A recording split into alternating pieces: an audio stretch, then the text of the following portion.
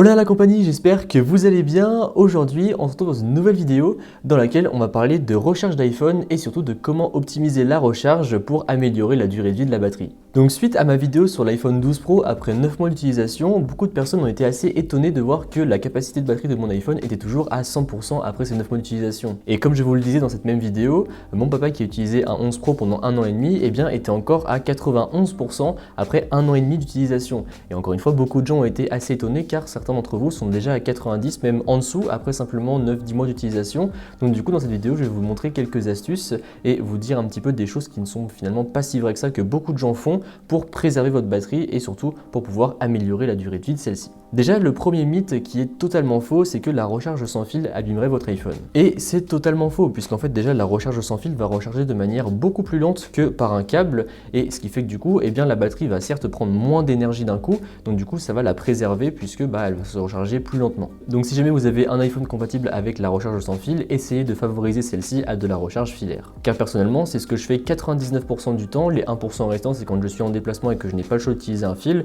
et c'est grâce à ça que ma batterie est toujours à 100% après plusieurs mois d'utilisation. Après, si jamais vous avez un iPhone et que vous n'avez pas trop confiance en la recharge sans fil, puisque des fois l'iPhone s'aligne mal sur la bobine et donc du coup le matin on peut se réveiller avec de mauvaises surprises, et bien si jamais vous avez un iPhone 12 mini, un 12, 12 Pro, 12 Pro Max, ou même au-dessus si jamais vous regardez cette vidéo plus tard, et bien vous pouvez utiliser MagSafe, puisqu'en fait ce sont deux aimants, donc un sur la batterie de l'iPhone et un sur le chargeur, et donc du coup les deux vont venir s'aimanter pour être parfaitement alignés et donc pour optimiser la recharge et surtout assurer celle-ci. Personnellement, c'est ce que je fais depuis que j'ai l'iPhone 12 Pro, et même avec le 12 mini c'est quelque chose que je faisais. C'est très pratique, on a juste à poser l'iPhone, hop, il s'aimante directement, pas besoin de chercher où se trouve la bobine pour que la recharge s'effectue correctement. C'est vraiment très pratique, je vous encourage à essayer si jamais vous n'avez jamais testé et que votre iPhone est compatible. En plus, il commence à y avoir des accessoires un peu moins chers compatibles MagSafe, donc voilà, franchement, n'hésitez pas à essayer si jamais vous le pouvez. Autre mythe qui, vous allez voir, n'est plus si vrai aujourd'hui, c'est le fait que, comme quoi, recharger son iPhone durant toute la nuit serait néfaste pour votre batterie. Alors ça, c'était vrai avant, mais maintenant, grâce à iOS qui est très bien optimisé, ce n'est plus vrai. Car en effet, lorsque l'iPhone va détecter que vous allez être à 100% de batterie,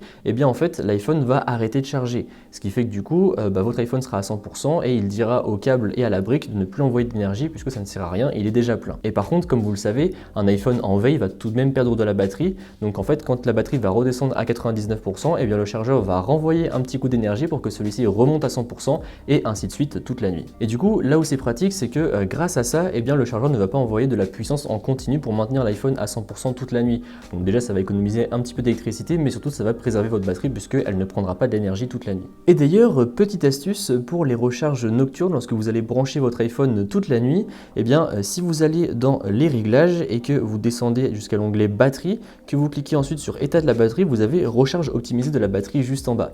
Et en fait, ça c'est très important de le cocher, puisque comme vous le savez très certainement, votre iPhone apprend de vos utilisations, notamment iOS et Siri. Ce qui fait que du coup, c'est grâce à ça qu'on peut avoir des suggestions d'applications, par exemple ici dans le dossier en haut à gauche, puisque mon iPhone sait que à peu près à ces heures-là, dans mes journées, j'ai tendance à consulter ces applications. Et bien pour la batterie, c'est exactement la même chose. Votre iPhone va savoir à peu près à quelle heure vous allez le brancher le soir et à quelle heure vous allez le débrancher le matin. Et bien du coup, en cochant le paramètre que je viens tout juste de vous montrer, ça va préserver encore plus votre batterie, puisque du coup, imaginons que vous vous couchiez à minuit et que vous vous leviez à, je sais pas, 7 heures par exemple. Et bien en fait, votre iPhone va charger de minuit jusqu'à environ 5-6 heures du matin, jusqu'à 80%, et ensuite il reprendra la charge à 6h, 6h30 pour charger les derniers 20% restants pour pouvoir vraiment préserver votre batterie pour ne pas lui envoyer 100% d'énergie d'un coup et puis après redescendre de 99 à 100, etc. Faire ça toute la nuit. Ça va simplement charger à 80% pour ensuite aller au dernier 20% pour que votre iPhone soit à 100% au moment où vous allez vous lever et donc du coup préserver encore plus la batterie. Et comme je vous le disais tout à l'heure, même si le fait de laisser son iPhone à charger toute la nuit n'abîme quasiment pas la batterie, et bien il est tout de même préférable de cocher ce paramètre puisque du coup ça va préserver encore plus la batterie. D'ailleurs, sachez que cette option fonctionnera avec de la recharge filaire ou de la recharge sans fil. D'ailleurs, la recharge filaire, parlons-en puisqu'il y a également là aussi pas mal de choses à dire. Avec un chargeur sans fil, on n'a pas trop de risque d'abîmer son iPhone puisque la plupart du temps, au pire du pire, ça enverra très peu d'énergie et ça va mettre très longtemps à se charger si c'est un chargeur de pas très bonne qualité, mais il y a peu de risque d'abîmer la batterie. Alors que vous allez voir, avec les chargeurs filaires, on peut très vite foutre en l'air son iPhone, du moins sa batterie. La première chose à savoir, qui peut paraître évidente certes, mais au final pas pour tout le monde au vu de tout ce que je peux voir, c'est de bien charger son iPhone avec des chargeurs Apple. Alors même si ceux-là sont plus chers, eh bien sachez qu'ils sont optimisés pour vos iPhones et donc du coup ils prendront plus soin de la batterie et ne déglingueront pas votre batterie en envoyant trop de puissance ou pas assez de puissance. D'ailleurs vous l'avez peut-être remarqué, mais des fois quand vous chargez avec certains chargeurs, je sais pas, des chargeurs que vous avez achetés comme ça dans une station essence par exemple à 3-4 € le chargeur, eh bien vous avez peut-être remarqué que votre iPhone avait tendance à chauffer beaucoup, ou du moins beaucoup plus que lorsque vous le chargez sur un chargeur Apple ou un chargeur MFI. MFI, vous inquiétez pas, on va en revenir juste après pour savoir ce que c'est. Et en fait c'est totalement normal, c'est parce que votre batterie n'apprécie pas trop la puissance qui est envoyée puisqu'elle n'est pas assez suffisante ou justement elle est trop suffisante et donc du coup ça abîme très fortement la batterie.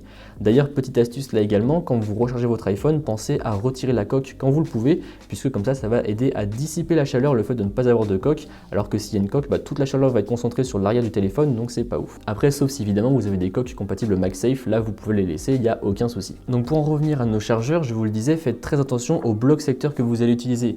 Ayez tendance à utiliser un Apple ou du moins un MFI. Donc MFI, je vous ai dit le terme il y a 2 secondes, et en fait à quoi ça correspond? Ça correspond à la norme Made for iPhone, iPod ou iPad.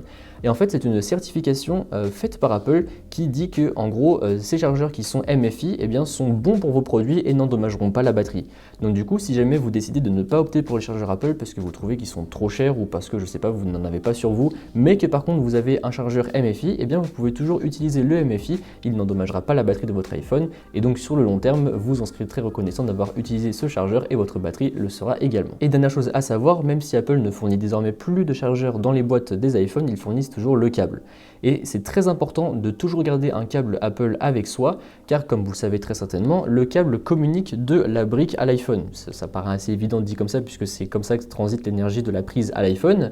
Et en fait, les câbles Apple sont du coup bien évidemment optimisés pour les iPhones encore une fois, ce qui fait que du coup, si jamais vous branchez un câble Apple à une prise qui n'est jugée pas bonne par le câble, et bien en fait, il y aura écrit un message d'erreur comme quoi cet accessoire n'est pas reconnu ou n'est pas supporté. Je ne sais plus trop c'est quoi le message d'erreur, mais en gros, c'est un message du câble qui dit ne pas se charger sur ce chargeur puisque ça risquerait d'endommager très fortement la batterie. Et donc du coup ça peut très fortement sauver l'iPhone de dézinguer sa batterie, donc même si vous n'avez pas de brique Apple, gardez au moins le câble qui est toujours fourni dans la boîte pour être sûr des accessoires que vous utilisez. Et en plus de ça, le câble s'assurera que la puissance n'est pas trop mauvaise non plus. Bon, je pense qu'on a fait le tour du coup concernant ces petites astuces et un peu ces mythes concernant la batterie sur un iPhone. C'est quelque chose que je tenais à faire depuis quelques petits moments maintenant, puisque je vois très souvent des potes à moi charger avec des vieux chargeurs qu'ils ont trouvé je sais pas où leurs iPhones et qui après s'étonnent que leur batterie ne tienne pas du tout ou que l'état de leur batterie soit à 70%.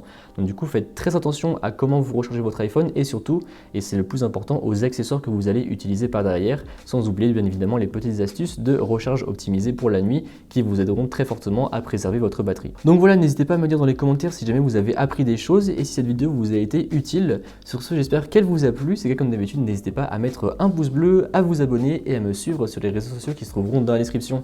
Allez, salut!